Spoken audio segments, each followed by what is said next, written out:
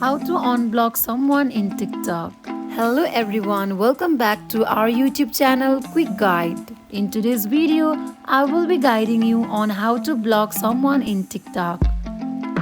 To begin, open your TikTok app by clicking on its icon. Once the app is successfully opened, go to your For You page, where you can find different options like the inbox, plus icon, home and the profile icon. In the top right corner, you can see three parallel lines. Click on them. Now you will see a menu list. Here, select Settings and Privacy. In this interface, choose Privacy. Scroll down and at the bottom, you will find the Block Accounts option. Click on it. Here, you can see a list of blocked accounts. Next to each account, you will find the Unblock option. Click on it. There you go, you have successfully unblocked accounts on TikTok.